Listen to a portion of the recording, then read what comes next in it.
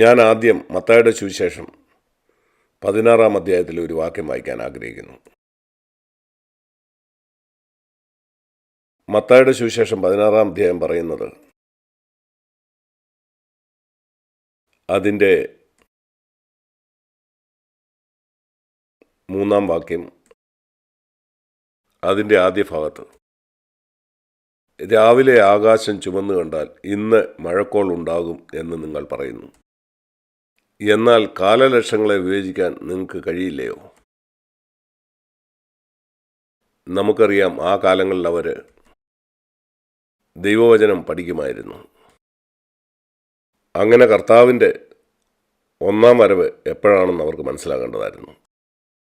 കാരണം ദാനിയേലിൻ്റെ പുസ്തകത്തിൽ അതെപ്പോഴാണെന്ന് വ്യക്തമായി പ്രവചിച്ചിട്ടുണ്ടായിരുന്നു.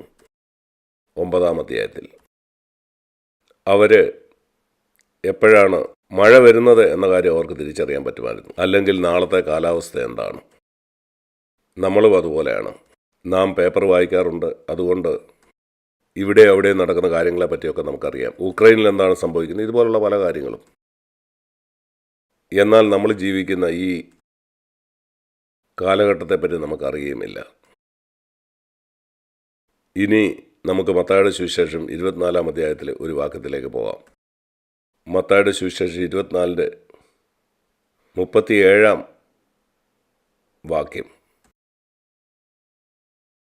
മത്തായി 24-37. നോഹയുടെ കാലത്തെ പോലെ തന്നെ മനുഷ്യപുത്രൻ്റെ വരവും ആകും. അന്ന് ആ ജലപ്രളയത്തിനു മുമ്പ് നോഹ പെട്ടകത്തിൽ കയറിയ ആ നാൾ വരെ അവർ തിന്നും കുടിച്ചും വിവാഹം കഴിച്ചും വിവാഹത്തിന് കൊടുത്തും പോന്നു. ജലപ്രളയം വന്നു, അവരെയെല്ലാം നീക്കിക്കളവോളം അവർ അറിഞ്ഞില്ല. 40-ാം വാക്യത്തിൽ, 2 പേർ വയലിലിരിക്കും, ഒരുത്തനെ കൈക്കൊള്ളും, മറ്റവനെ ഉപേക്ഷിക്കും. 2 പേർ ഒരു തിരികല്ലിൽ പൊടിച്ചുകൊണ്ടിരിക്കും, ഒരാളെ എടുക്കും, മറ്റയാളെ ഉപേക്ഷിക്കും. നിങ്ങളുടെ കർത്താവ് ഏതു ദിവസം വരുന്നു എന്ന് നിങ്ങൾക്കറിയായതുകൊണ്ട് ഉണർന്നിരിപ്പീൻ. നമ്മൾ ഉൽപ്പത്തി പുസ്തകം 6-ാം അധ്യായത്തിലേക്ക് തിരിച്ചു പോയാൽ നോഹയുടെ കാലം എങ്ങനെയായിരുന്നു നമുക്കവിടെ കാണാൻ കഴിയും. ഉൽപ്പത്തി പുസ്തകം 6-ാം അധ്യായത്തിൽ നോഹയുടെ കാലത്തെ പറ്റിയാണ് പറയുന്നത്.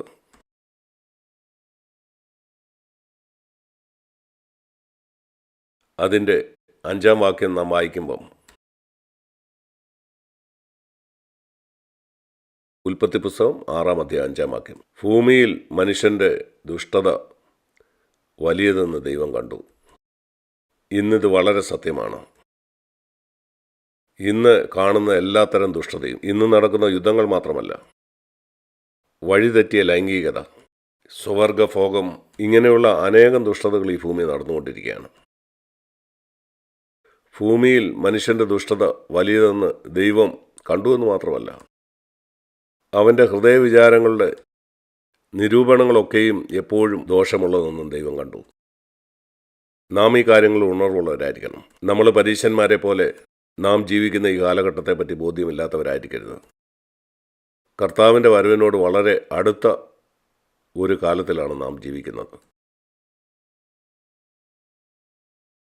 7-ാം വാക്യം വളരെ ദുഃഖകരമാണ്. ഇവയെ ഞാൻ ഉണ്ടാക്കൊണ്ട് ഞാൻ അനുതപിക്കുന്നുവെന്ന് ദൈവം പറഞ്ഞു. നമ്മുടെ ഭാഷയിലാണ് ഇത് പറയുന്നത്. ദൈവത്തിന് ഭാവി എന്താണെന്ന് അറിയാമായിരുന്നു. നോഹയുടെ കാലത്ത് സംഭവിക്കാൻ പോകുന്ന എല്ലാം അവൻ അറിയാമായിരുന്നു. എന്നാൽ അവൻ മനുഷ്യൻ്റെ ഭാഷയിലാണ് ഇത് പറയുന്നത്. കാരണം നമ്മൾ ഇന്ന് മനസ്സിലാക്കുന്ന പോലെ പഴയ നിയമത്തിലുള്ളവർക്ക് അത് മനസ്സിലാകുമായിരുന്നില്ല. മനുഷ്യൻ ഇങ്ങനെ ആയതിൽ ഇവിടെ പറയുന്നത് ദൈവത്തിൻ്റെ ഹൃദയം എത്രമാത്രം ദുഃഖിച്ചു എന്നാണ്. നമ്മൾ പറയും നമുക്ക് ദൈവവുമായിട്ടുള്ള കൂട്ടായ്മ വേണം. ഭാര്യ തൻ്റെ ഭർത്താവിനോടുള്ള കൂട്ടായ്മയിലായിരിക്കണം. അതുപോലെ നീയും കർത്താവിൻ്റെ മണവാട്ടിയാണെങ്കിൽ നിന്റെ ഹൃദയം ദൈവത്തിൻ്റെ ഹൃദയത്തോടുള്ള കൂട്ടായ്മയിലായിരിക്കണം. അവന് ദുഃഖം തോന്നിയാൽ കോപമല്ല, ദുഃഖം മനുഷ്യൻ ദുഷ്ടനായിരിക്കുന്നതിൽ. നീ കർത്താവിൻ്റെ മണവാട്ടിയാണോ എന്ന് നിനക്കറിയാം. അതിനുള്ള പരീക്ഷ ഇതാണ്.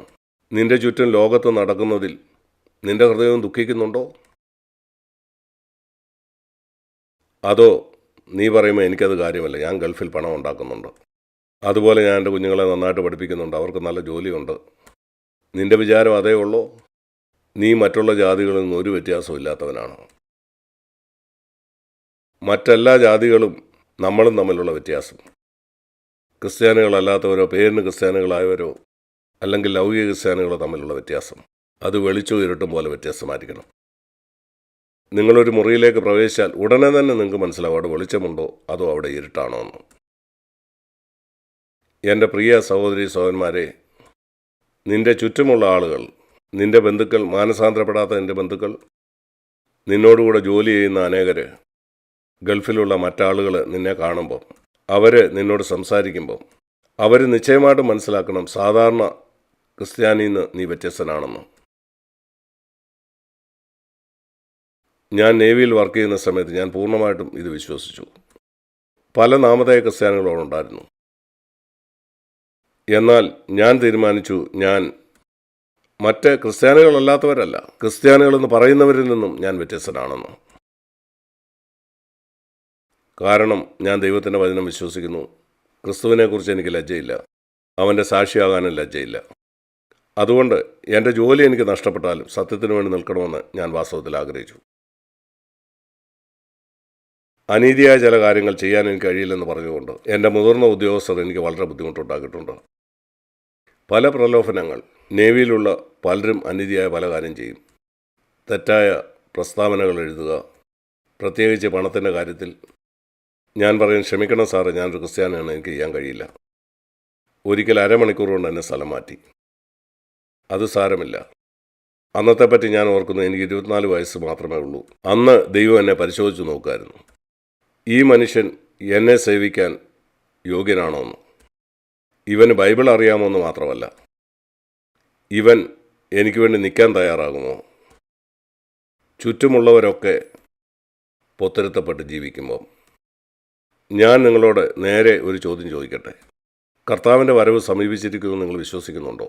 നിങ്ങൾ അവൻ്റെ മുമ്പിൽ നിൽക്കുമെന്ന്, അന്ന് നിങ്ങൾ ചെയ്തിട്ടുള്ള സകല കാര്യത്തിനും അവൻ്റെ മുമ്പിൽ കണക്ക് കൊടുക്കേണ്ടി വരുമെന്ന്, നീ എഴുതിയ ഓരോ അക്കൗണ്ടിനും, നിൻ്റെ ഓഫീസിലോ നിൻ്റെ വീട്ടിലോ നീ പറഞ്ഞിട്ടുള്ള സകല വാക്കുകൾക്കും കർത്താവിനെ എതിരേൽക്കാൻ നീ തയ്യാറാണോ? കർത്താവ് ഞാൻ തയ്യാറാണെന്ന് പറയാൻ കഴിയുമോ? എൻ്റെ കണക്ക് കൃത്യമാണ്. കർത്താവ് എൻ്റെ ജീവിതത്തിൽ ഞാൻ ഏറ്റുപറയാത്ത ഒരു കാര്യവുമില്ല.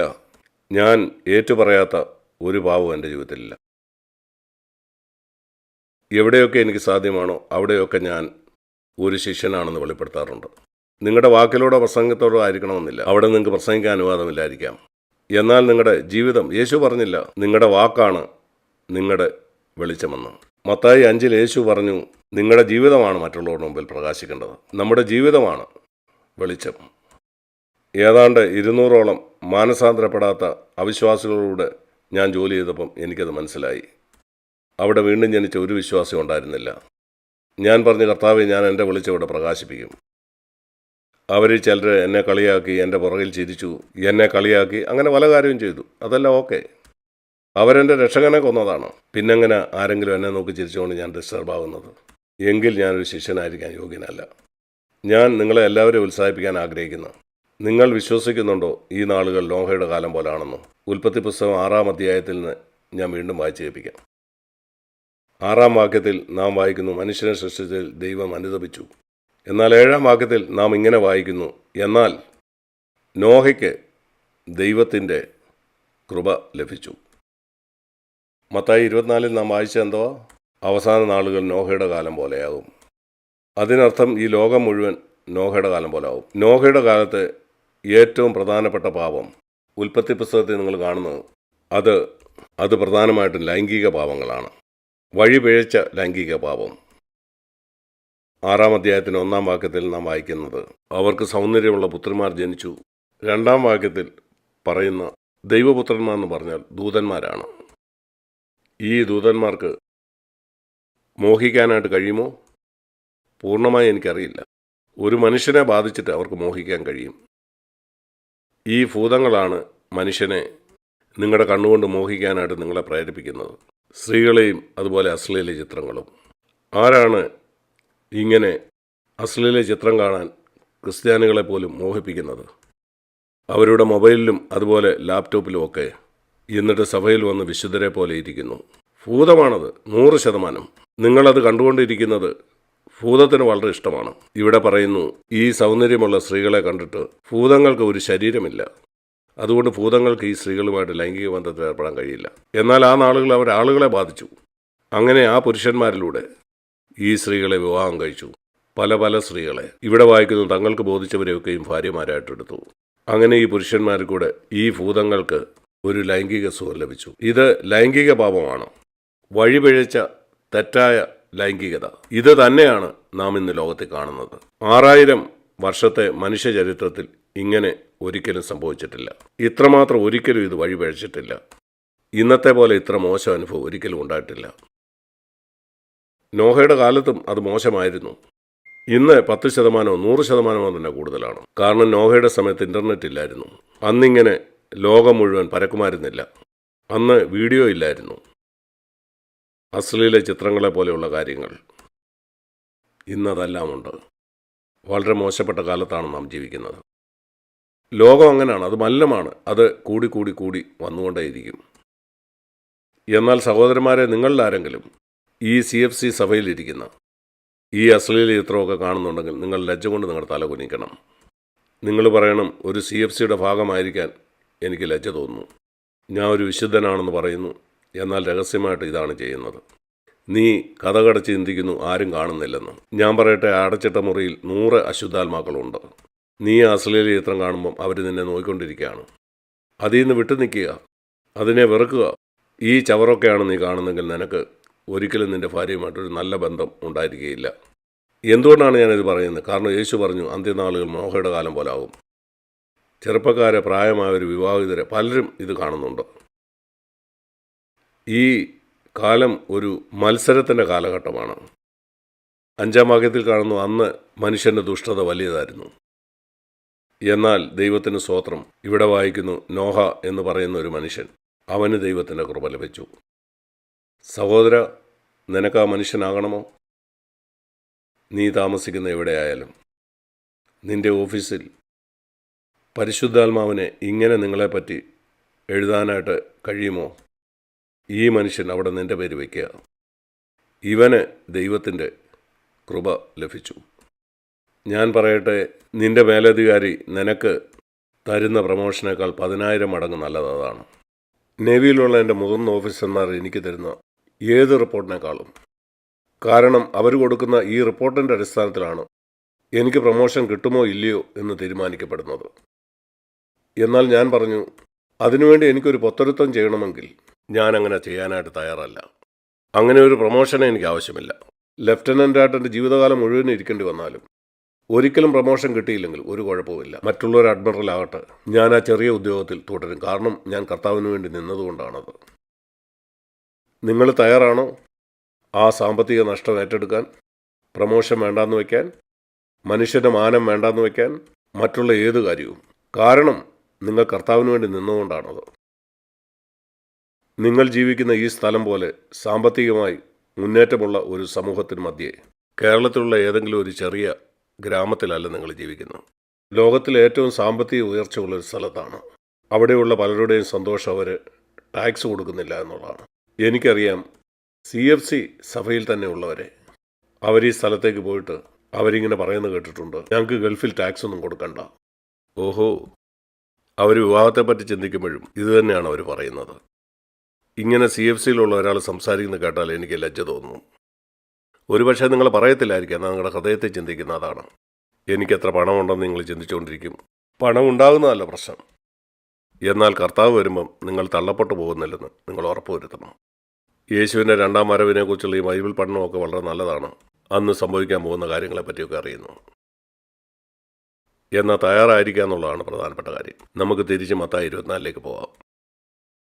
മത്തായി 24 യേശു പരീശന്മാരോട് പറഞ്ഞു, കാലങ്ങളെ വിവേചിക്കാൻ നിങ്ങൾക്കറിയാം. നാം ജീവിക്കുന്ന ഈ കാലത്തെപ്പറ്റി അറിവുള്ളവരായിരിക്കണം. മത്തായി 24:6. നിങ്ങൾ യുദ്ധങ്ങളെയും യുദ്ധസ്തുതികളെക്കുറിച്ച് കേൾക്കും. ഇന്ന് ധാരാളം അത് കേൾക്കാം. കഴിഞ്ഞ അനേക വർഷങ്ങളായിട്ട് ഇത് അവിടെ ഇവിടെയൊക്കെ നടക്കുന്ന നമ്മൾ കേൾക്കുന്നുണ്ട്. നിങ്ങൾ ചഞ്ചലപ്പെടുന്നില്ലെന്ന് ഉറപ്പുവരുത്തുക. ഇതൊക്കെ സംഭവിക്കേണ്ടത് തന്നെയാണ്. എന്നാൽ അത് അവസാനമല്ല. ജാതി ജാതിയോടും രാജ്യം രാജ്യത്തോടും എതിർക്കും. ക്ഷാമങ്ങളുണ്ടാകും, ഭൂകമ്പം ഉണ്ടാകും. എങ്കിലും ഇതൊക്കെ ഈറ്റുനോവിൻ്റെ ആരംഭം അത്രേ. ഈ ഭൂമിയിൽ ഒരു പുതിയ ജനനം സംഭവിക്കും. ഈ ഭൂമി പുതിയതാകും. യേശു അതിനെ ഒരു സ്ത്രീ ഒരു കുഞ്ഞിനെ പ്രസവിക്കുന്നതിനോടാണ് ഉപയോഗിച്ചത്. ഒരു പുതിയ ഭൂമി, ഒരു പുതിയ ആകാശവും. പുതിയ ഒരു കാര്യം. ഒരു കുഞ്ഞ് പ്രസവിക്കുന്നതിന് മുമ്പേ ആ സ്ത്രീ വളരെ വേദനയിലൂടെ കടന്നു പോകും. ഇതുപോലെ ഈ ഭൂമിയിൽ സംഭവിക്കാൻ പോകുന്ന കാര്യങ്ങളൊക്കെ ഈ പുതിയ ഭൂമിയും ആകാശവും ജനിക്കാൻ പോകുന്നതിന് മുമ്പുള്ള കാര്യമാണ്. 9-ാം വാക്യത്തിൽ അത് ഇതുവരെ സംഭവിച്ചിട്ടില്ല. അന്ന് അവർ നിങ്ങളെ ഉപദ്രവത്തിന് ഏൽപ്പിക്കുകയും കൊല്ലുകയും ചെയ്യും. അത് നമുക്ക് ആർക്കും ഇതുവരെ സംഭവിച്ചിട്ടില്ല. CFC സഭയിലുള്ള നമുക്കാർക്കും തന്നെ. എന്നാൽ നാം അതിന് തയ്യാറായിരിക്കണം. വടക്കേന്ത്യയിലുള്ള നമ്മുടെ ചില സഹോദരന്മാർ ഇപ്പം തന്നെ അത് അനുഭവിക്കാനായിട്ട് തുടങ്ങിയിട്ടുണ്ട്. കർത്താവിൻ്റെ നാമത്തിന് വേണ്ടി അവർ കൊല്ലപ്പെട്ടു. എൻ്റെ നാമം നിമിത്തം സകല ജാതികളും നിങ്ങളെ പായിക്കും. നിങ്ങൾ പാർക്കുന്ന ഈ നാട്ടിൽ മറ്റുള്ളവരോട് സാക്ഷ്യം പറയാൻ അനുവാദം കിട്ടത്തില്ലെന്ന് മാത്രമല്ല, നിങ്ങൾ വെറുക്കപ്പെടും. നിങ്ങളിൽ ചിലർ നിങ്ങൾ ജോലി ചെയ്യുന്ന സ്ഥാനത്ത് വളരെ അറിയപ്പെടുന്നവരായിരിക്കാം. ഇവിടെ പറയുന്ന സകല ജാതികളാലും നിങ്ങൾ പായിക്കപ്പെടും. ഇത് സംഭവിക്കുമ്പം 10-ാം വാക്യത്തിൽ പറയുന്ന ഈ കാര്യം സംഭവിക്കുമ്പം അനേകർ തെറ്റിപ്പോകാനിടയാവും. ഇത് നിങ്ങൾ വായിക്കുമ്പോൾ നിങ്ങൾക്ക് എന്താണ് തോന്നുന്നത്? നാം ഈ അന്ത്യകാലത്തോട് സമീപിക്കുമ്പോൾ അനേകം വിശ്വാസികൾ തെറ്റിപ്പോകാനിട വരും. ഇത് നിങ്ങൾ വായിച്ചേച്ച് അടുത്ത വാക്യത്തിലേക്ക് പോകുമോ? എനിക്കിത് വായിച്ചേച്ച് അടുത്ത വാക്യത്തിലേക്ക് പോകണ്ട. ഞാനിങ്ങനെ ചിന്തിക്കുന്നില്ല. ഞാൻ വളരെ ശക്തനാണ്, ഞാൻ തെറ്റിപ്പോകില്ല. ദൈവവചനം എന്താ പറയുന്നത്? നിൽക്കുന്നുവെന്ന് തോന്നുന്നവൻ വീഴാതിരിപ്പാൻ നോക്കിക്കൊള്ളട്ടെ എന്നാണ്. താഴ്മയുള്ള ഒരു മനുഷ്യൻ ഈ വചനം വായിക്കുമ്പോൾ അവൻ കർത്താവിനോട്, കർത്താവേ, നീ എന്നെ നിർത്തുന്നില്ലെങ്കിൽ എനിക്ക് നിൽക്കാൻ കഴിയില്ല. ഞാൻ അങ്ങേ മുറുകെ പിടിക്കുന്നു. എൻ്റെ ജീവിതത്തിൽ സംഭവിക്കുന്നതൊക്കെ അങ്ങയോട് കൂടുതൽ അടുത്ത് വരാനായിട്ട് എന്നെ സഹായിക്കണേ. ഞാൻ അവിടുത്തെ വചനം വായിക്കുമ്പോൾ അങ്ങയോട് ഒട്ടി നിൽക്കാനായിട്ട് അതെന്നെ വെല്ലുവിളിക്കണേ. ഒരു കൊമ്പ് എങ്ങനെ മരത്തോട് ചേർന്നിരിക്കുമോ അതുപോലെ ഈ മരവും കൊമ്പും എങ്ങനെയാണോ അതെല്ലാ സാഹചര്യത്തിലും ഞാൻ കാണാൻ ആഗ്രഹിക്കുന്നു. അതാണ് വിശ്വാസത്തിൻ്റെ ഏറ്റവും നല്ല ഉദാഹരണം. എൻ്റെ വ്യക്തിപരമായ ജീവിതത്തിൽ ഞാൻ മനസ്സിലാക്കുന്നത് ഈ ദൈവവചനത്തിൽ നിന്ന്. കൊമ്പ് എങ്ങനെ ഒരു മുന്തിരിവള്ളിയോട് ഒട്ടിയിരിക്കുമോ, നമുക്ക് മുന്തിരിവള്ളി അത്ര പരിചയമില്ല, അല്ലെങ്കിൽ ഒരു മരത്തോട്, അതുപോലെ നമ്മളും അവനോട് പറ്റിയിരിക്കണം. എന്തുകൊണ്ടാണ് അത് വിശ്വാസത്തിൻ്റെ വിചിത്രമായിരിക്കുന്നത്? കാരണം ആ കൊമ്പ് ആ മരമില്ലാതെ നിസ്സഹായനാണ്. ഒരുപക്ഷെ അത് മരത്തോട് പറ്റിയിരുന്ന് 50 കൊല്ലം ഫലം കായ്ച്ചുകൊണ്ടിരുന്നാലും ഇന്നതിനെ വെട്ടിമാറ്റിയാൽ ആ കൊമ്പിന് പിന്നെ ഒരിക്കലും ഫലം കായ്ക്കാൻ കഴിയില്ല. നമ്മുടെ അനുഭവം നമ്മെ സഹായിക്കില്ല. 50 കൊല്ലം നീ കർത്താവിനോട് നടന്നിട്ടും ഇന്നും നിനക്ക് വീഴാൻ കഴിയും. പിന്നെ ഒരു ഫലവും നിന്നിലുണ്ടാകില്ല. ആരെങ്കിലും ചിന്തിക്കുകയാണ്, ഓ, ഞാൻ 50 കൊല്ലം ഒരു വിശ്വാസിയായിട്ട്, അതുകൊണ്ട് ഞാൻ സുരക്ഷനാണ്. അല്ല സഹോദര, നീ നിഗളിയാണെങ്കിൽ അതിന് സാധ്യത കൂടുതലാണ്. അതോ നിങ്ങൾ നിഗളിയായി നിങ്ങളെ തന്നെ സ്വയം വഞ്ചിച്ചുകൊണ്ട് നിങ്ങളുടെ സഭയിൽ തന്നെയുള്ള മറ്റാളുകളുമായിട്ട് നിങ്ങളെ താരതമ്യപ്പെടുത്തി ഞാൻ അവരെ പോലെ മോശമല്ലെന്ന് പറയുന്നവനാണോ? സഹോദരിമാരെ, നിങ്ങൾക്ക് എന്താണ് തോന്നുന്നത്? മറ്റ് സഹോദരിമാരെക്കാൾ ഞാൻ മെച്ചപ്പെട്ടവളാണെന്നാണോ? എന്നിട്ട് നിങ്ങൾ ചിന്തിക്കും ഞാൻ അവരെ പോലെ അത്ര മോശമല്ല. നിങ്ങൾ അവരെക്കുറിച്ച് കുറ്റം പറയും. കാരണം നിങ്ങൾ ചിന്തിക്കുന്നത് നിങ്ങൾ അവരെ പോലെ അത്ര മോശമല്ലെന്ന്. ഞാൻ പറയട്ടെ, അവനേക്കാളും വലിയ അപകടത്തിലാണ് നീ. നിങ്ങൾ ഓർക്കുന്നു ആ പരീശൻ പ്രാർത്ഥിച്ചത്? അവൻ പറഞ്ഞു, കർത്താവേ, ഇവനെ പോലെ ഞാൻ അത്ര മോശമായ ഒരാളല്ല. ദൈവവചനം എന്താ പറഞ്ഞത്? ദൈവം ആ ചുങ്കക്കാരനെയാണ് അംഗീകരിച്ചത്. അവനേക്കാളും മെച്ചപ്പെട്ട ആ പരീശൻ അവൻ തള്ളപ്പെട്ടു. ഞാൻ വിചാരിക്കുന്നു കർത്താവ് വരുമ്പം ഇത് തന്നെ ആയിരിക്കും സംഭവിക്കാൻ പോകുന്നത്. സഭയിലിരിക്കുന്ന അനേകർ പറയുന്നത് ഞാൻ അവനെ പോലെയല്ല, ഞാൻ മെച്ചപ്പെട്ടവനാണ് എന്ന് പറഞ്ഞ് അവരുടെ കുറ്റം പറഞ്ഞുകൊണ്ടിരിക്കും. കർത്താവ് വരുമ്പം വലിയ നടുക്കം അവർക്കുണ്ടാവും. അതുകൊണ്ട് നമ്മൾ താഴ്മയിൽ നടക്കാൻ പഠിക്കുക. 2 കൊരിന്ത്യർ 10:12 വായിക്കുന്നത്, തങ്ങളാൽ തന്നെ തങ്ങളെ അളക്കുകയും തങ്ങളോട് തന്നെ തങ്ങളെ ഉപമിക്കുകയും ചെയ്യുന്നവർ അവർ തിരിച്ചറിവുള്ളവരല്ല, ഭോഷന്മാരാണ്. ആരെങ്കിലും തന്നെയും മറ്റൊരു വിശ്വാസിയും തമ്മിൽ താരതമ്യപ്പെടുത്തുന്നെങ്കിൽ 2 കൊരിന്ത്യർ 10 അവനെ തിരിച്ചറിവില്ലാത്തവനെന്നാണ് പറയുന്നത്. എനിക്കൊരു ഭോഷനാകണ്ട, എനിക്ക് ബുദ്ധിയുള്ളവനായിരിക്കണം. ബുദ്ധിയുള്ളവനായിരിക്കാനുള്ള ഒരു വഴി പലതരത്തിൽ പ്രാപിക്കുക. അതിലൊരു വഴി നിങ്ങളുടെ സഭയിലുള്ള മറ്റു വിശ്വാസികളുമായിട്ട് നിങ്ങളെ താരതമ്യപ്പെടുത്തരുത്. അല്ലെങ്കിൽ ജീവനില്ലാത്ത മറ്റ് സഭയിലെ ആളുകളുമായിട്ട്. അവരവരുടെ വഴിക്ക് പോകട്ടെ. അവസരമുണ്ടെങ്കിൽ അവരോട് സാക്ഷ്യം പറയുക. എന്നാൽ താരതമ്യം ചെയ്യരുത്. ദൈവത്തിൻ്റെ കരുണയ്ക്കായിട്ട് നന്ദിയുള്ളവനായിരിക്കുക. പലപ്പോഴും ഞാൻ ദൈവത്തോട് പറയാറുള്ള ഒരു കാര്യം, അത് ലൂക്കോസിൻ്റെ സുവിശേഷം 17-ാമത്തെ അധ്യായം. ലൂക്കോസിൻ്റെ സുവിശേഷം 17-ാം അധ്യായം.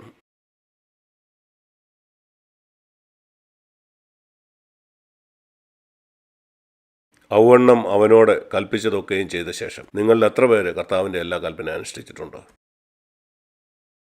അതിന് നിങ്ങൾ ശ്രമിച്ചിട്ടുണ്ടോ? ചിലരെ കർത്താവിൻ്റെ എല്ലാ കൽപ്പനകളും അനുഷ്ഠിക്കാൻ ശ്രമിക്കുന്നവരാണ്. ഞാനത് വിശ്വസിക്കുന്നു. നിങ്ങൾ പാർക്കുന്ന ഗൾഫിൽ അനേക വർഷങ്ങളായിട്ട് നിങ്ങൾക്ക് കേട്ടിട്ടുള്ള എല്ലാ സന്ദേശങ്ങളും എന്നിൽ നിന്നും മറ്റുള്ളവരിൽ നിന്നും ഞാൻ വിശ്വസിക്കുന്നു നിങ്ങൾ കർത്താവിൻ്റെ ഈ കൽപ്പനകളൊക്കെ അനുഷ്ഠിക്കാൻ ശ്രമിക്കുന്ന ഒരാളാണെന്ന്. അതിനായി ദൈവത്തിന് സ്തോത്രം. എന്നാൽ നിനക്കായിട്ടൊരു സന്ദേശമുണ്ട്. ലൂക്കോസ് 17:10 ഇങ്ങനെയാണ് വായിക്കുന്നത്: നിങ്ങളോട് കൽപ്പിച്ചതൊക്കെയും ചെയ്ത ശേഷം. ശരി, നിങ്ങൾ ചിന്തിക്കുന്നു ദൈവം നിങ്ങൾക്ക് തന്ന വെളിച്ചമനുസരിച്ച് നിങ്ങൾ എല്ലാ കൽപ്പനയും അനുഷ്ഠിച്ച ആളാണെന്ന്. അങ്ങനെ എല്ലാ കൽപ്പനയും നിങ്ങൾ അനുഷ്ഠിച്ചിട്ടുണ്ടെങ്കിൽ നിങ്ങൾക്കൊരു സർട്ടിഫിക്കറ്റ് കിട്ടും. എന്ത് സർട്ടിഫിക്കറ്റാണ് ദൈവത്തിൽ നിന്ന് കിട്ടുന്നത്? പറയുക, ഞാൻ പ്രയോജനം ഇല്ലാത്ത ഒരു ദാസനാണ്.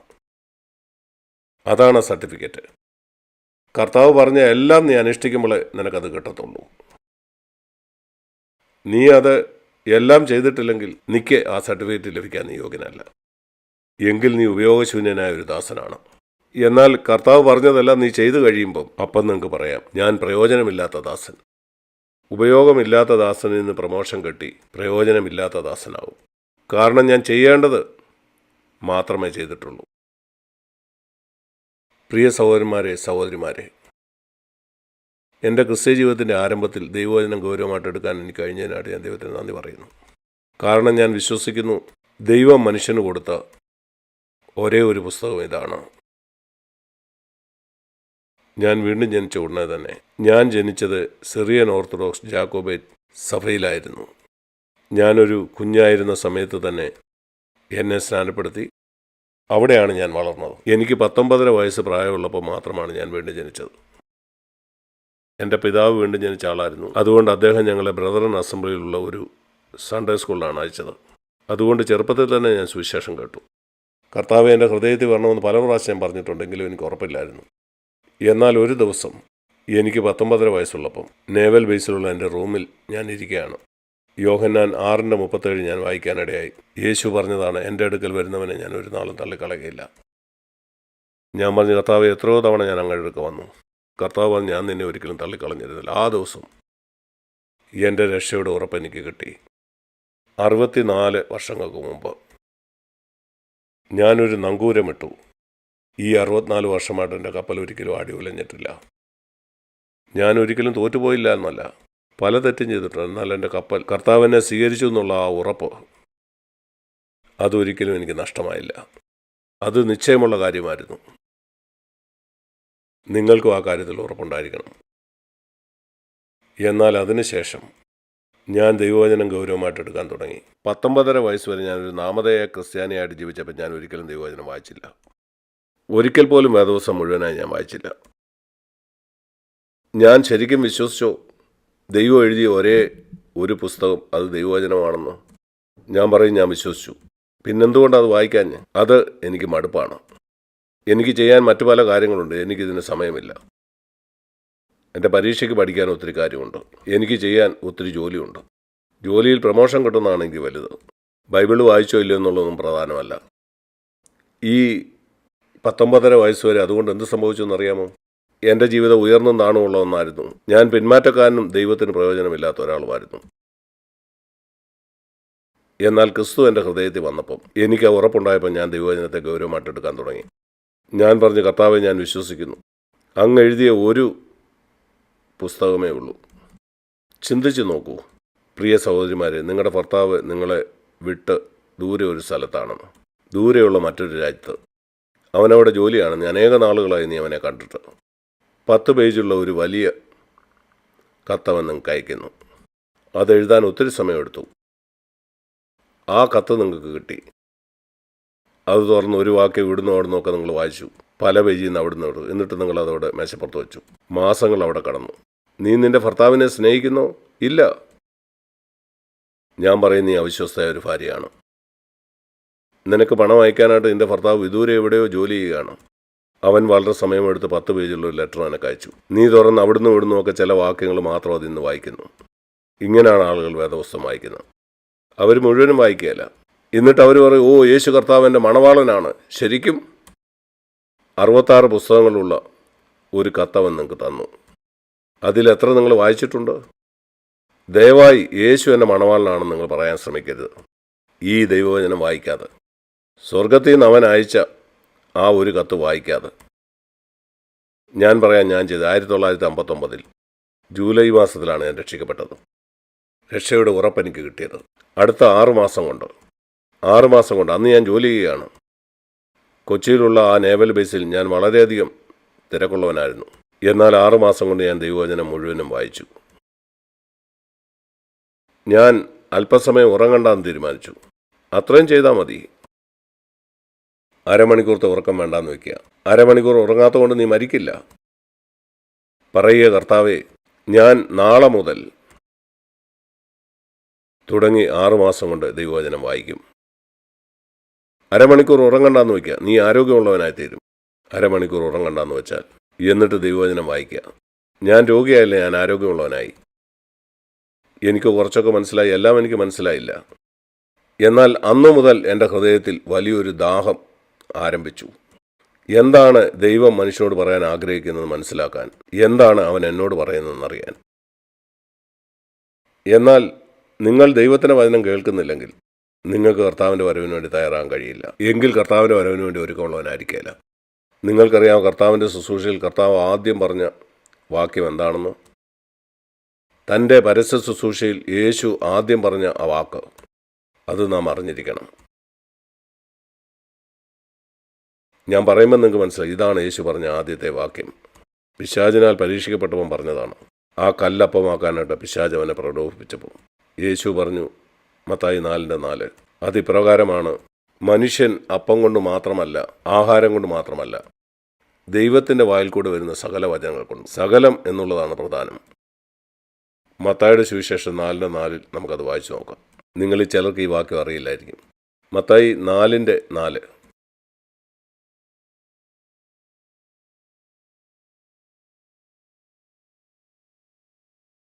മനുഷ്യൻ അപ്പം കൊണ്ട് മാത്രമല്ല, അത് വളരെ വ്യക്തമാണ്. മനുഷ്യൻ അപ്പം കൊണ്ട് മാത്രമല്ല ജീവിക്കുന്നത്.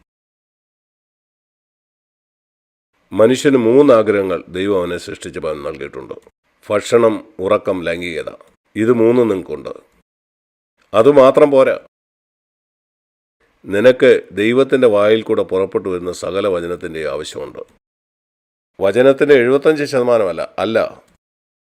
നിനക്ക് ജീവിക്കണമെങ്കിൽ ദൈവത്തിൻ്റെ വായിൽ കൂടെ പുറപ്പെട്ടു വരുന്ന സകല വചനത്തിൻ്റെയും ആവശ്യം നിനക്കുണ്ട്. ഇവിടെ ഇത് അച്ചടിച്ചു വച്ചിട്ടുണ്ട്. നിങ്ങൾക്കറിയാമോ, ഏതാണ്ട് 1500 വർഷങ്ങളോളം ക്രിസ്ത്യാനികളുടെ കയ്യിൽ അച്ചടിച്ച ഒരു വേദപുസ്തകം ഇല്ലായിരുന്നു. അച്ചടി കണ്ടുപിടിച്ചത് 14-ാം നൂറ്റാണ്ടിലാണ്. ഞാൻ മനസ്സിലാക്കുന്ന ആദ്യമായിട്ട് വേദപുസ്തകം അച്ചടിച്ചത് 1460-ലോ മറ്റോ ആണ്. അതുകൊണ്ട് നിങ്ങൾ 15-ാം നൂറ്റാണ്ടിന് മുമ്പാണ് ജീവിച്ചതെങ്കിൽ നിങ്ങളുടെ കയ്യിൽ ഒരു വേദപുസ്തകം കാണത്തില്ല. നാം എത്ര ഭാഗ്യവാന്മാരാണ്, നമ്മുടെ കയ്യിൽ വേദപുസ്തകമുണ്ട്. ആ നാളുകളിൽ മത്തായി 4:4 നിങ്ങൾക്ക് എങ്ങനെ അനുസരിക്കാൻ പറ്റും? ശ്രദ്ധിച്ച് കേൾക്കുക. ദൈവത്തിൻ്റെ വായിൽ നിന്ന് പുറപ്പെടുന്ന സകല വചനങ്ങൾ കൊണ്ട്. എന്നാൽ അവരുടെ കയ്യിൽ ഒരു വേദപുസ്തകം ഇല്ല. എന്നാൽ അവരുടെ മനസ്സാക്ഷിയോട് ദൈവം എല്ലാ ദിവസവും സംസാരിച്ചുകൊണ്ടിരുന്നു. അതുകൊണ്ട് മത്തായി 4:4 പ്രാഥമികമായിട്ട് നമ്മുടെ മനസ്സാക്ഷിയെക്കുറിച്ചാണ് പറയുന്നത്. നിങ്ങളുടെ കയ്യിലൊരു വേദപുസ്തകം ഇല്ലെങ്കിലും. എന്നാൽ നിങ്ങളുടെ കയ്യിലൊരു വേദപുസ്തകം ഉണ്ടെങ്കിൽ നിശ്ചയമായിട്ട് നിങ്ങൾ വായിക്കണം. അങ്ങനെ നിങ്ങളുടെ മനസ്സാക്ഷി മൃദുലമാവും. എന്നാൽ നിങ്ങളുടെ കയ്യിൽ വേദപുസ്തകം ഇല്ലെങ്കിൽ തമിഴ്നാട്ടിലെ ഗ്രാമത്തിലുള്ള സാധുക്കളായിട്ടുള്ള അനേക സഹോദരിമാർക്ക് എഴുത്തും വായനയും അറിയുകയില്ല. എന്നാൽ അവർക്ക് മനസ്സാക്ഷിയുണ്ട്. ഞാൻ പറയുന്നത് ഇന്ന് തമിഴ്നാട്ടിലുള്ള ചില സാധുക്കളായ സഹോദരിമാരെക്കുറിച്ചാണ്. നിങ്ങൾ പോയി അവരെ സന്ദർശിക്കണം. അത് നിങ്ങൾക്കൊരു വലിയ അനുഗ്രഹമായിരിക്കും. കേരളത്തിലുള്ള ധനികരെ മാത്രമല്ല, തമിഴ്നാട്ടിലുള്ള ഈ സാധുക്കളായവരെ നിങ്ങൾ സന്ദർശിക്കണം. നിങ്ങളുടെ അവധി സമയത്ത് 3-4 ദിവസം അത് നിങ്ങളെ ശരിക്കും അനുഗ്രഹിക്കും. എൻ്റെ മക്കളെയും അതിനെ ഞാൻ ഉത്സാഹിപ്പിക്കാറുണ്ട്. അവിടെ അവരോടൊപ്പം ചെലവഴിച്ചപ്പോൾ ഞാൻ കണ്ടിട്ടുണ്ട്. യാക്കോബ് 2-ാം അധ്യായത്തിൽ നാം കാണുന്ന പോലെ തന്നെ ദൈവം ലോകത്തിൽ ദരിദ്രരായവരെ വിശ്വാസത്തിൽ സമ്പന്നരാക്കുന്നു. ഇങ്ങനെ വിശ്വാസത്തിൽ സമ്പന്നരായ സാധുക്കളോടുകൂടെ നമുക്ക് സമയം ചെലവഴിക്കാൻ പറ്റാത്ത എന്താണ്? ഞാൻ എൻ്റെ ജീവിതത്തിൽ വളരെയധികം അവിടെ പോയതിലൂടെ ഉത്സാഹം പ്രാപിച്ചു. അതിനുവേണ്ടി എനിക്ക് അല്പം ത്യാഗം സഹിക്കേണ്ടി വരും. എൻ്റെ ബന്ധുക്കളോടൊപ്പം ആയിരിക്കാനാണ് എനിക്ക് ആഗ്രഹം. ഞാൻ കർത്താവിനെ സ്നേഹിക്കുന്നത് അത് ത്യജിക്കണമെങ്കിൽ ഞാൻ ത്യജിക്കും, അവനുവേണ്ടി കൂടുതൽ പ്രയോജനമുള്ളവനാകാൻ. അതുകൊണ്ട് മനസാക്ഷി അത് വളരെ വളരെ പ്രധാനപ്പെട്ടതാണ്. ദൈവത്തിൻ്റെ വായിൽ കൂടി വരുന്ന എന്ന് പറഞ്ഞാൽ ഇപ്പം സംഭവിക്കുന്നതാണ്. എന്ന് പറഞ്ഞാൽ ദൈവം ഇപ്പോഴും സംസാരിക്കുന്നു, പണ്ട് മാത്രമല്ല, നമ്മുടെ മനസാക്ഷിയോട് സംസാരിക്കുന്നു.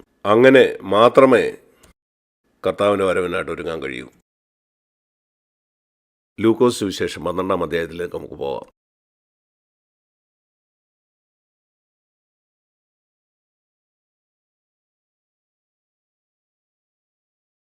35-ാം വാക്യത്തിൽ നാം വായിക്കുന്നത്, നിങ്ങളുടെ അര കെട്ടിയും വിളക്ക് കത്തിയും കൊണ്ട് ഇരിക്കട്ടെ. 34-ാം വാക്യത്തിൽ, നിങ്ങളുടെ നിക്ഷേപം ഉള്ളിടത്ത് നിങ്ങളുടെ ഹൃദയവും ഇരിക്കും. 36-ാം വാക്യം, യജമാനൻ കല്യാണത്തിന് പോയി വന്ന് മുട്ടിയാൽ ഉടനെ വാതിൽ തുറന്നു കൊടുക്കേണ്ടതിന് എപ്പോൾ മടങ്ങി വരും എന്ന് കാത്തു നിൽക്കുന്ന ആളുകളോട് നിങ്ങൾ തുല്യരായിരിക്കും. ഞാൻ ചോദിക്കട്ടെ, നിങ്ങളിങ്ങനെ തയ്യാറാണോ? നിങ്ങൾക്കറിയാമോ, യേശു പറഞ്ഞു, നമ്മൾ സംസാരിക്കുന്നതൊക്കെ നമ്മുടെ ഹൃദയത്തിൽ നിന്നാണ് പുറത്തു വരുന്നത്. കർത്താവ് പറഞ്ഞു, മനുഷ്യൻ പറയുന്ന ഏത് നിസ്സാര വാക്കിനും അതിന് നാം ന്യായവിധി നാളിൽ കണക്ക് കൊടുക്കേണ്ടി വരും. ഇത് നമ്മൾ വളരെ വളരെ ശ്രദ്ധിക്കേണ്ട ഒരു കാര്യമാണ്. കാരണം കർത്താവ് മടങ്ങി വരുമ്പം അവൻ തന്നെ ന്യായാസനത്തിലിരിക്കും. നമ്മൾ വീണ്ടും ജനിച്ചോ ഇല്ലയോ എന്നുള്ള ഒരു പൊതുവായ കാര്യമല്ല. നമ്മൾ ചെയ്തിട്ടുള്ള എല്ലാ കാര്യവും, നമ്മൾ സംസാരിച്ച എല്ലാ കാര്യവും, എങ്ങനെയാണ് ദൈവം നമ്മൾ പറഞ്ഞതും ചെയ്തതുമായ എല്ലാ കാര്യത്തെയും വെളിച്ചത്തിലേക്ക് കൊണ്ടുവരാൻ കഴിയുന്നത്? ഞാനത് നിങ്ങളെ കാണിക്കാം. മത്തായി 12-ാം അധ്യായത്തിൽ, നിങ്ങൾക്ക് എത്ര പേർക്ക് ഈ വാക്യം അറിയാമെന്നറിയില്ല. മത്തായി 12-ന്റെ 36-ാമത്തെ വാക്യം, അതിൻ്റെ അവസാനം, ഞാൻ നിങ്ങളോട് പറയുന്നു. പല കാര്യങ്ങളും യേശു അവരോട് സംസാരിച്ചിട്ടുണ്ട്. എന്നാൽ ഒരു കാര്യം ഊന്നി പറയുമ്പം പലരും അത് ഗൗരവത്തിലെടുക്കില്ലെന്ന് അവനറിയാം. ഞാൻ നിങ്ങളോട് പറയുന്നു, മനുഷ്യൻ പറയുന്ന ഏത് നിസ്സാര വാക്കിനും ആളുകൾ സംസാരിക്കുന്ന, വിശ്വാസിയോ അവിശ്വാസിയോ, ആ ന്യായവിധി നാളിൽ അവരതിന് കണക്ക് കൊടുക്കേണ്ടി വരും. ഞാൻ പൂർണ്ണമായിട്ട് വിശ്വസിക്കുന്നു. 99.9% ആളുകളും അത് വിശ്വസിക്കുന്നില്ല. കാരണം അവരുടെ സംസാരം അത്ര അശ്രദ്ധമാണ്. എങ്ങനെയോ അവരുടെ ഭാര്യമാരോട് സംസാരിക്കും, ഭർത്താക്കന്മാരോട് തമ്മിലും അശ്രദ്ധമായിട്ടാണ് സംസാരിക്കുന്നത്. അവർ മോശം തമാശകൾ പറയുന്നു, അവർ വലിയ തമാശക്കാരാണെന്ന് മറ്റുള്ളവരെ കാണിക്കാൻ. ഇതുപോലെ എത്രയോ കാര്യങ്ങൾ. അവർ പറയുന്ന ഏത് നിസ്സാര വാക്കിനും അന്ത്യന്യായവിധിയിൽ കണക്ക് കൊടുക്കേണ്ടി വരുമെന്ന് അവർ വിശ്വസിക്കുന്ന നിങ്ങൾ ചിന്തിക്കുന്നു? ഞാൻ ചിന്തിക്കുന്നേ ഇല്ല. ഞാൻ പല വിശ്വാസികളും സംസാരം കേൾക്കാറുണ്ട്. അവർ മറ്റുള്ളവരുടെ കുറ്റം പറയുന്നു, മറ്റുള്ളവരെക്കുറിച്ച് ദോഷം പറയുന്നത്. മത്തായിയുടെ സുവിശേഷം 12-ന്റെ 36-ാമത്തെ വാക്യം നിങ്ങളൊരു കാർഡ്ബോർഡ് എഴുതി നിങ്ങളുടെ മേശപ്പുറത്ത് വയ്ക്കണം. മത്തായി 12-ന്റെ 36. അതൊരു കാർഡിൽ പ്രിൻ്റ് ചെയ്ത് നിങ്ങളുടെ മേശപ്പുറത്ത് വയ്ക്കുക. അത് എല്ലാ ദിവസവും നിങ്ങളെ അത് ഓർപ്പിക്കും. മനുഷ്യൻ പറയുന്ന ഏത് നിസ്സാര വാക്കിന് ന്യായവിധി നാളിൽ കണക്ക് ബോധിപ്പിക്കേണ്ടി വരുമെന്നുള്ള കാര്യം നാം അത് നമ്മെ തന്നെ ഓർപ്പിക്കണം. കാരണം നാം അത്ര മറവിയുള്ളവരാണ്. നിങ്ങൾ നിങ്ങളെ തന്നെ ഓർപ്പിച്ചുകൊണ്ടേയിരിക്കണം. അങ്ങനെ നിങ്ങളത് ഓർത്തിരിക്കും. ഗുണന പട്ടിക പഠിക്കുന്നത് പോലെ നമ്മുടെ സ്കൂളിൽ 1 മുതൽ 12 വരെയുള്ള ഗുണിക പട്ടിക നമ്മളെ പഠിപ്പിക്കാറുണ്ട്. ഇന്നും എനിക്കത് ഓർമ്മയുണ്ട്. 12-1, 12, 12-2, 24, അങ്ങനെ നിരന്തരം നാം അത് പറഞ്ഞാൽ നാം അത് മറക്കത്തില്ല. അതുപോലെ ഇതെൻ്റെ മുമ്പിൽ എപ്പോഴും വെച്ചാൽ, നിരന്തരമായിട്ട് നിന്നെ തന്നെ ഓർപ്പിച്ചാൽ അത് നിൻ്റെ ഓർമ്മ നിൽക്കും. അപ്പോൾ നിങ്ങളുടെ ഭാര്യയോട് സംസാരിക്കാൻ നിങ്ങൾ വളരെ ശ്രദ്ധയുള്ളവനായിരിക്കും. നിന്റെ ഭർത്താവിനോട് നീ സംസാരിക്കുമ്പോൾ നീ വളരെ ശ്രദ്ധയുള്ളവനായിരിക്കും. അതിൻ്റെ ഫലം എന്തായിരിക്കും? നിന്റെ കുടുംബം സ്വർഗത്തിൻ്റെ ഒരു ചെറിയ മുൻരുചിയായിരിക്കും. ആരായിരിക്കും അനുഗ്രഹിക്കപ്പെടുന്നത്? നിങ്ങളുടെ കുഞ്ഞുങ്ങൾ. സ്വർഗത്തിലായിരിക്കും നിങ്ങളുടെ കുഞ്ഞുങ്ങൾ വളരുന്നത്, സ്വർഗീയമായ ഒരു അനുഭവത്തിൽ. പിന്നെ അവർ വളർന്ന് വിവാഹം കഴിക്കുമ്പം അവരും ഇപ്രകാരമുള്ളൊരു കുടുംബം പണിയും. ഇന്ന് ഞാൻ എൻ്റെ കുഞ്ഞുങ്ങളുടെ വീടുകൾ സന്ദർശിക്കുമ്പോൾ അത് എനിക്ക് വലിയ സന്തോഷമാണ്. വളരെ കർക്കശമായിട്ടാണ് ഞാൻ എൻ്റെ 4 മക്കളെ വളർത്തിയത്. അവർക്ക് ശിക്ഷണം ആവശ്യമുള്ളപ്പോൾ ഞാൻ വടി ഉപയോഗിച്ചു, വളരെ കർക്കശത്തോടെ. എനിക്കതിൽ ദുഃഖമില്ല.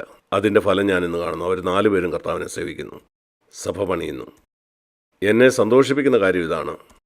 ഞാൻ കാണുന്നു എൻ്റെ 17 കൊച്ചുമക്കളെ അവരും അതുപോലെ തന്നെ വളർത്തിക്കൊണ്ടുവരുന്നു.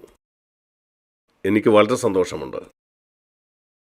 ഇത് ഓരോ കുടുംബവും അത് പലതരത്തിലാണ് ചെയ്തു വരുന്നത്. ഉദാഹരണത്തിന് ഒരു കുടുംബം CFCയിൽ വരുന്ന ആ 10 മിനിറ്റത്തെ ഡെയിലി ഡിവോഷൻ എല്ലാ ദിവസവും രാവിലെ അത് കേൾപ്പിക്കുന്നു.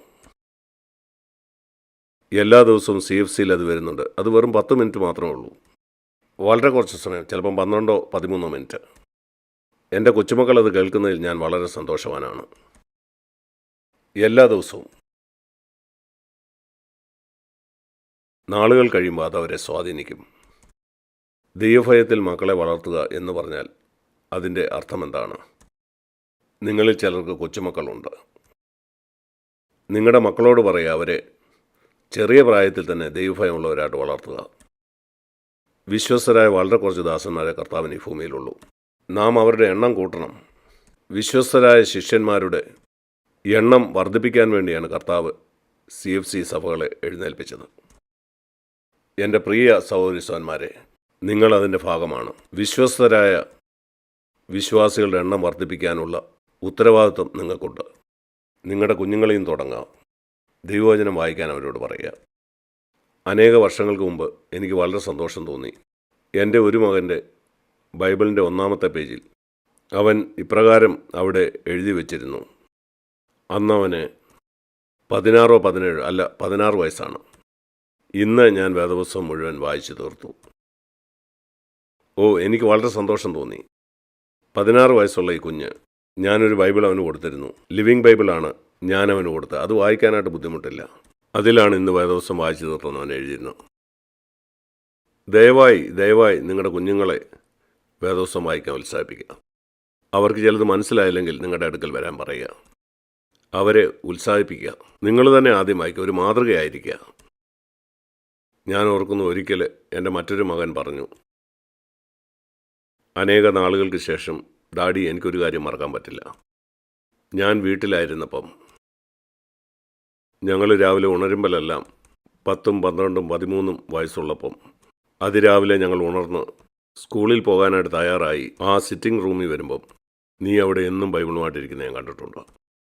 എല്ലാ ദിവസവും ഞാൻ ഉണർന്നു വരുമ്പം ആ ചിത്രം ഒരിക്കലും എൻ്റെ ഹൃദയത്തിൽ നിന്ന് മറക്കാൻ പറ്റില്ല. നമ്മുടെ കുഞ്ഞുങ്ങളുടെ മനസ്സിൽ ചില ചിത്രങ്ങൾ ഉണ്ടായിരിക്കും.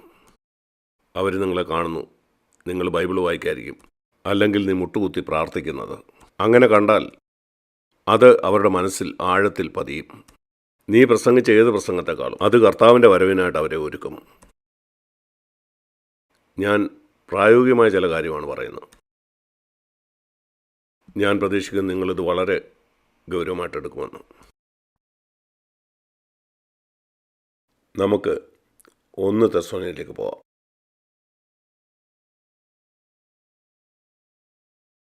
1 തെസ്സലോനിക്കർ 4-ാം അധ്യായത്തിൽ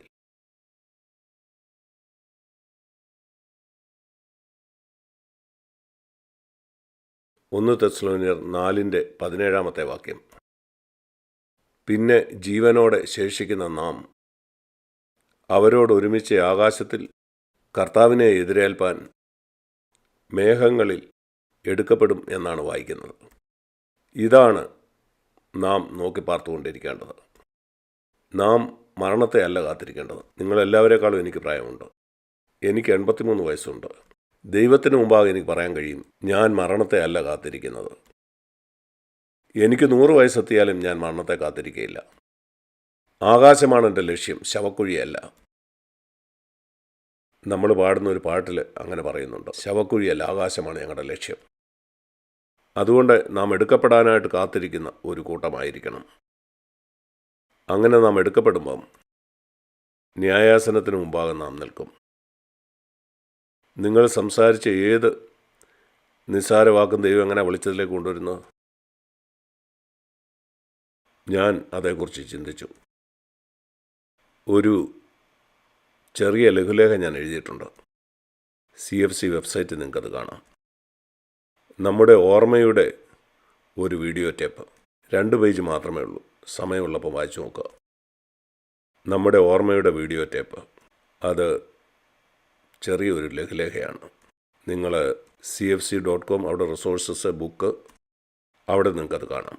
ശരി, അവിടെ ഞാൻ പറഞ്ഞ ഇതാണ്, നമ്മുടെ ഓർമ്മ അതൊരു വീഡിയോ ടേപ്പ് പോലാണ്. നിങ്ങൾക്കറിയാമോ, ഈ വീഡിയോ ടേപ്പ് ഓണാക്കിയാൽ അതെപ്പോഴും പ്രവർത്തിച്ചുകൊണ്ടേയിരിക്കും. എല്ലാം പിടിച്ചെടുക്കും. നിങ്ങൾ പറഞ്ഞ കാര്യങ്ങൾ ഓർമ്മയുടെ ഈ വീഡിയോ ടേപ്പിൽ നമ്മുടെ ചിന്തകളെ റെക്കോർഡ് ചെയ്യാൻ കഴിയും. മറ്റുള്ളവരോടുള്ള മനോഭാവത്തെയും അതിന് റെക്കോർഡ് ചെയ്യാൻ കഴിയും. നമ്മുടെ ഈ ഓർമ്മയ്ക്ക് മറ്റുള്ളവരെ വിധിക്കുന്നത്, നമ്മുടെ നല്ല ചിന്തകളെ, മോശം ചിന്തകളെ എല്ലാം അതിന് റെക്കോർഡ് ചെയ്യാൻ കഴിയും. നിങ്ങൾക്ക് അത് നിർത്താൻ കഴിയില്ല. അതെപ്പോഴും റെക്കോർഡ് ചെയ്തുകൊണ്ടിരിക്കുകയാണ്. നീ ജനിച്ച ആ ദിവസം മുതൽ റെക്കോർഡ് ചെയ്തുകൊണ്ടിരിക്കുകയാണ്, നല്ലതും മോശവും എല്ലാം. ഇപ്പം പല മോശം കാര്യങ്ങളും നമ്മുടെ എല്ലാം വീഡിയോ ടേപ്പിലുണ്ട്. നമ്മൾ ഭോഷത്വമായി പല പാപവും ചെയ്തിട്ടുണ്ട്. എന്നാൽ നിങ്ങൾ കർത്താവിനോട് സത്യസന്ധമായി ഏറ്റുപറഞ്ഞ എല്ലാ പാപങ്ങളും, മറ്റുള്ളവരെ കുറ്റപ്പെടുത്തിക്കൊണ്ടല്ല, അതിൻ്റെ കുറ്റം നിങ്ങൾ സ്വയം ഏറ്റെടുത്തെങ്കിൽ, ഏറ്റുപറയുക എന്ന് പറഞ്ഞാൽ അതിൻ്റെ കുറ്റം നിങ്ങൾ തന്നെ ഏറ്റെടുക്കുക. ഇങ്ങനെയല്ല, അവനങ്ങനെ ചെയ്തുകൊണ്ടാണ് ഞാനിങ്ങനെ ചെയ്തത്, കുഞ്ഞുങ്ങളെ പോലെ അവൻ എന്നെ അടിച്ചുകൊണ്ടാണ് ഞാൻ അവനെ അടിച്ചത്. അല്ലല്ല, പറയുക ഞാൻ അടിച്ചു, അവൻ ചെയ്ത കാര്യമാക്കണ്ട. നിങ്ങൾ സത്യസന്ധമായി അത് കർത്താവിനോട് ഏറ്റുപറയുക, അതിൻ്റെ കുറ്റം ഏറ്റെടുക്കുക. എന്നിട്ട് കർത്താവിനോട് പറയുക, ഇനിയും ഞാൻ അങ്ങനെ ചെയ്യാൻ ആഗ്രഹിക്കുന്നില്ല. അതാണ് മാനസാന്തരം. അങ്ങനെയെങ്കിൽ നിങ്ങളുടെ വീഡിയോ ടേപ്പിൻ്റെ ആ ഭാഗം മായ്ച്ചു കളയും. അതിലൊന്നുമില്ല. ദൈവത്തിന് നന്ദി. നമ്മുടെ വീഡിയോ ടേപ്പിലുള്ള മോശമായ എല്ലാ കാര്യങ്ങളും പൂർണ്ണമായിട്ട് നിങ്ങൾക്ക് മായ്ച്ചു കളയാൻ കഴിയും. അതിൻ്റെ കുറ്റം സത്യസന്ധമായി നീ ഏറ്റെടുക്കുന്നെങ്കിൽ, നീ മറ്റൊരാളെ കുറ്റപ്പെടുത്തുന്നെങ്കിൽ മായ്ക്കപ്പെടില്ല. കഴിഞ്ഞ കാലത്ത് തെറ്റായി നീ ചെയ്ത ഏത് കാര്യവും, അത് നിൻ്റെ ഭാര്യയെ കുറ്റപ്പെടുത്തുക, ഭർത്താവിനെ കുറ്റപ്പെടുത്തുക അല്ല, അല്ലെങ്കിൽ നിങ്ങളുടെ ഏതെങ്കിലും ഒരു ബന്ധുവിനെ, അമ്മായിയപ്പനോ അമ്മായിയമ്മയോ, അത് ആ വീഡിയോ ടേപ്പിൽ നിന്ന് മായ്ക്കപ്പെടുകയില്ല. അത് അവിടെ തന്നെ കാണും. ഏറ്റുപറയുക എന്ന് പറഞ്ഞാൽ കുറ്റം ഏറ്റെടുക്കുക. മാനസാന്തരം എന്ന് പറഞ്ഞാൽ ഞാൻ ചെയ്ത തെറ്റിൽ നിന്ന് ഞാൻ മടങ്ങി വരാൻ കർത്താവെ ആഗ്രഹിക്കുന്നു. നിൻ്റെ അമ്മായിയമ്മ എന്ത് ചെയ്തോ അത് മറന്നു കളയുക. നിൻ്റെ അളിയൻ നിൻ്റെ കുടുംബസ്വത്ത് നിന്നിൽ നിന്ന് അപഹരിച്ചത്, അത് പ്രധാനപ്പെട്ടതല്ല. എന്തായിരുന്നു അതിനോടുള്ള എൻ്റെ പ്രതികരണം? ഞാൻ എന്താ ചെയ്തത്? ഞാൻ എന്താ പറഞ്ഞത്? എന്തായിരുന്നു മനോഭാവം? അവന് ദോഷം വരണമെന്നാണോ? അതോ അവനോട് ക്ഷമിച്ചോ? എങ്കിലത് മായ്ച്ചു കളയും. ആ അന്ത്യന്യായവിധിയിൽ കർത്താവ് ചെയ്യുന്നത് ഈ കാര്യം മാത്രമായിരിക്കും. ആ വീഡിയോ ടേപ്പിനെ തിരിച്ചോടിക്കും എൻ്റെ ഓർമ്മയിൽ. അങ്ങനെ തിരിഞ്ഞത് ഞാൻ ജനിച്ച ദിവസത്തിലേക്ക് പോകും. ദൈവം അത് ഓടിക്കുമ്പം ഇത് ശരിക്കും സംഭവിക്കാൻ പോകുന്ന കാര്യമാണ്. കാരണം നിത്യത മുഴുവനും നമുക്ക് സമയം കിടക്കുകയാണ്. കർത്താവ് ആ വീഡിയോ ടേപ്പ് തിരിച്ചോടിക്കുമ്പം നീ ജനിച്ച ദിവസമുള്ള എല്ലാ കാര്യവും എല്ലാവരും കാണും. നീ പറഞ്ഞ ഏത് നിസ്സാര വാക്കും. അങ്ങനെയാണത് വരുന്നത്. നീ എന്താ പറഞ്ഞെന്ന് അവൻ ചോദിക്കില്ല. നിന്നോടൊന്നും ചോദിക്കില്ല. ആ വീഡിയോ ടേപ്പ് ഓണാക്കേ ഉള്ളൂ. പിന്നെ അവൻ ചോദിക്കും, നിനക്കെന്ത് തോന്നുന്നു? നിനക്ക് പ്രതിഫലമാണോ ന്യായവിധിയാണോ കിട്ടേണ്ടത്?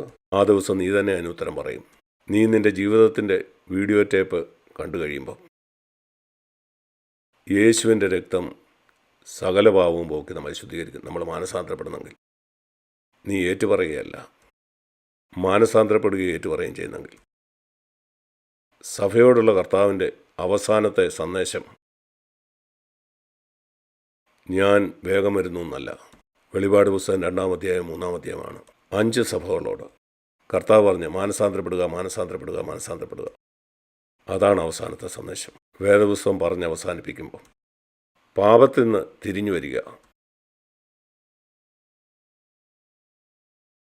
അവസാനമായിട്ട് 1 കൊരിന്തി 11 അധ്യായം. ഇവിടെ അവസാനമായിട്ട് അവൻ കർത്താവിൻ്റെ മേശയെപ്പറ്റി പറയുകയാണ്. കർത്താവിൻ്റെ മേശയോടുള്ള ബന്ധത്തിലാണ് ഇത് പറയുന്നത്. നാം നമ്മെ തന്നെ ശോധന ചെയ്യണം. 1 കൊരിന്തി 11:28.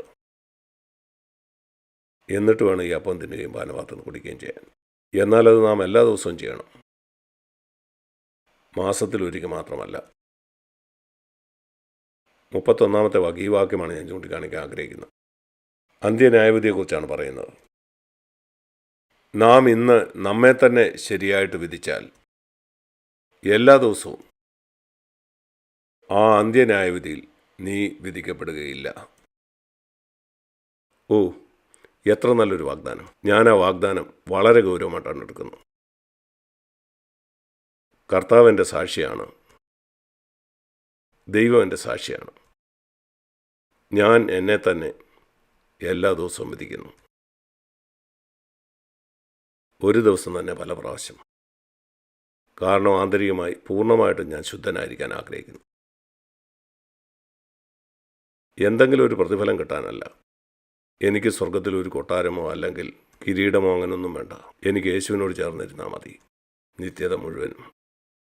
ഞാനിങ്ങനെ ചെയ്യുന്നത് എനിക്കെന്തെങ്കിലും പ്രതിഫലം കിട്ടുമെന്ന് വിചാരിച്ചല്ല. എന്നാൽ കർത്താവ് എനിക്ക് ചെയ്ത കാര്യങ്ങളെ ഓർത്തുള്ള നന്ദിയാണ്. ഞാൻ പറഞ്ഞു, കർത്താവെ, അങ്ങ് എത്രമാത്രം എൻ്റെ പാപത്തിന് വേണ്ടി സഹിച്ചു. അങ്ങയെ ക്രൂശിച്ചു, അങ്ങയെ കൊന്നു. 3 മണിക്കൂർ ആ ക്രൂശിൽ അങ്ങയെ പിതാവ് ത്യജിച്ചു കളഞ്ഞു.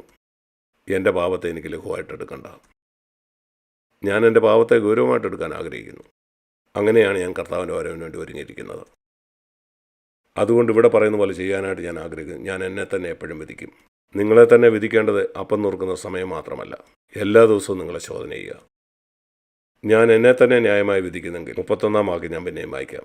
നിങ്ങൾ നിങ്ങളെ ന്യായമായി വിധിക്കുന്നെങ്കിൽ പ്രധാനപ്പെട്ട കാര്യം ശരിയായി വിധിക്കുക എന്നുള്ളതാണ്, മറ്റുള്ളവരെ കുറ്റപ്പെടുത്താതെ. ആ അന്ത്യന്യായവിധിയിൽ ദൈവം നിങ്ങളെ വിധിക്കുകയില്ല. ഓ, എന്തൊരു വലിയ വാഗ്ദാനം! എന്നെ വിളിക്കുന്ന സമയത്ത് ഞാൻ കർത്താവിന് മുമ്പിക്കും. കർത്താവ് പറയും, സാക്കേ, നിന്നെ വിധിക്കാനൊന്നുമില്ല, നിനക്ക് പോകാം, നീ സ്വതന്ത്രനാണ്, നീ അനുഗ്രഹിക്കപ്പെട്ടിരിക്കുന്നു, നിന്റെ ഭൂമിയിലെ മുഴു ജീവിതത്തിലും എനിക്ക് വിധിക്കാനായിട്ടൊന്നുമില്ല. നിങ്ങൾക്കത് വിശ്വസിക്കാമോ? ഞാൻ വിശ്വസിക്കുന്നു. കാരണം ദൈവവചനമാണ് നീ വിധിക്കപ്പെടില്ലെന്ന് പറയുന്നത്. നാം നമ്മെ തന്നെ ന്യായമായി വിധിക്കുന്നെങ്കിൽ, അതുകൊണ്ടാണ് എല്ലാ ദിവസവും ഞാൻ വിധിക്കുന്നത്. അത് നിങ്ങളെ അരിഷ്ടനാക്കില്ല. ആളുകൾ പറയും, നീ നിന്നെ തന്നെ വിധിച്ച അരിഷ്ടനും സന്തോഷമില്ലാത്തവനും ദുഃഖിതനുമാവും. ഞാൻ അരിഷ്ടനും ദുഃഖിതനുമായത് ഞാൻ എന്നെ തന്നെ വിധിക്കാഞ്ഞപ്പോഴാണ്. എനിക്ക് ദൈവത്തിന് മുമ്പാകെ പറയാൻ കഴിയും, കഴിഞ്ഞ അനേക വർഷങ്ങളായി ഞാൻ ഒരിക്കലും നിരാശപ്പെട്ടിട്ടില്ല. അനേക വർഷങ്ങളായിട്ട് ഞാൻ ഒരിക്കലും നിരാശപ്പെട്ടിട്ടില്ല. അനേക വർഷങ്ങളായി ഞാൻ സ്വയം കുറ്റപ്പാടിൽ ജീവിക്കാറില്ല. അതിനു മുമ്പ് ഞാനൊരു വിശ്വാസിയായിരിക്കെ തന്നെ ഞാൻ മുഴുവനും നിരാശപ്പെട്ടവനും ദുഃഖിതനും സ്വയം കുറ്റപ്പെടുത്തിയും അതെല്ലാം പൂർണ്ണമായി പോയി. അതിനൊരു കാരണമേ ഉള്ളൂ, ഞാൻ തീരുമാനിച്ചു ഞാൻ എന്നെ തന്നെ വിധിക്കും. എല്ലാ ദിവസവും ഞാൻ എന്നെ തന്നെ ശോധന ചെയ്യും. നിങ്ങളോട് ഞാൻ പറയുകയാണ്, കർത്താവിൻ്റെ വരവിന് വേണ്ടി തയ്യാറായിരിക്കണമെന്ന് കേൾക്കുമ്പോൾ നിങ്ങൾ ഉടനെ ക്ഷാമം ഉണ്ടാകുന്നതും യുദ്ധം ഉണ്ടാകുന്നതും ഭൂകമ്പം ഉണ്ടാകുന്നതിനെ പറ്റിയൊന്നും ചിന്തിക്കേണ്ട. നിങ്ങൾ തയ്യാറായിരിക്കുക. ഞാൻ ശക്തമായി സംസാരിച്ചെങ്കിൽ അത് നിങ്ങളെല്ലാം സ്നേഹിക്കുന്നതുകൊണ്ടാണ്. നിങ്ങൾ എൻ്റെ മക്കളെ പോലാണ്. അനേക വർഷങ്ങൾ ഞാൻ അവിടെ വരികയും വിശ്വാസം നിങ്ങളെ വളർത്തിക്കൊണ്ടുവരാൻ ശ്രമിക്കുകയും ചെയ്തു. നിങ്ങൾ നഷ്ടപ്പെട്ടു പോകരുതെന്ന് ഞാൻ ആഗ്രഹിക്കുന്നു. അതുപോലെ സത്യം പറയണമെന്നുള്ളൊരു ഉത്തരവാദിത്വം എനിക്ക് ദൈവത്തിന് മുമ്പാകെ ഉണ്ട് താനും. എനിക്കറിയാം, ജീവിതത്തിൽ ഞാൻ പ്രസംഗിച്ചിട്ടുള്ള എല്ലാ പ്രസംഗവും അതെല്ലാം യൂട്യൂബിലുണ്ട്. കർത്താവ് മടങ്ങി വരുമ്പം അതൊക്കെ എനിക്ക് കേൾക്കാൻ കഴിയും. കർത്താവിനോട് ചോദിക്കുന്ന, നീ സത്യമാണോ സംസാരിച്ചത്? അതോ ആരെയെങ്കിലും പ്രസാദിപ്പിക്കാനാണോ? അതോ പണം സമ്പാദിക്കാനായിരുന്നോ? ഞാൻ സത്യമാണോ സംസാരിച്ചത്? സത്യത്തെക്കുറിച്ച് പ്രസംഗിക്കുന്നതിന് മുമ്പ് സത്യത്തെ ജീവിക്കുക. ഞാൻ അങ്ങനെ ആയിരിക്കാൻ ആഗ്രഹിക്കുന്നു. നിങ്ങളിൽ പലരും ദൈവവചനം സംസാരിക്കുന്നവരാണ്. പ്രിയ സഹോദരന്മാരെ, സത്യസന്ധരായിരിക്കുക. നിന്റെ ജീവിതത്തിൽ വിശ്വസ്തനായിരിക്കുക. നിന്റെ വാക്കുകൾ നിന്റെ ജീവിതത്തിൽ നിന്ന് വരട്ടെ. അങ്ങനെ അത് സംസാരിക്കുകയും സഭ പണിയുകയും ചെയ്യും. ഇന്നൊരു വലിയ ആവശ്യമുണ്ട്. നിങ്ങൾ ജീവിക്കുന്ന ഏത് സ്ഥലവും, ദുബായിയോ ഷാർജയോ ദോഹയോ ബഹ്റിനോ മസ്കറ്റോ സൗദി എവിടെയാണെങ്കിലും അവിടെ ഒരു ആവശ്യമുണ്ട്, വലിയ ആവശ്യത. നിങ്ങളുടെ ചുറ്റുപാടും ധാരാളം ആളുകളുണ്ട്. പറയുക, കർത്താവെ എന്നെ ഒരു വെളിച്ചമാക്കണേ. ഒരുപക്ഷെ പരസ്യമായിട്ട് എനിക്ക് പ്രസംഗിക്കാൻ കഴിയില്ലെങ്കിലും ഒരു വെളിച്ചമായിരുന്ന് ആളുകളെ അങ്ങിലേക്ക് നടത്താൻ. ദൈവം നിങ്ങളെ എല്ലാവരും അനുഗ്രഹിക്കട്ടെ. നമ്മുടെ തല വണക്കാൻ പ്രാർത്ഥിക്കാം.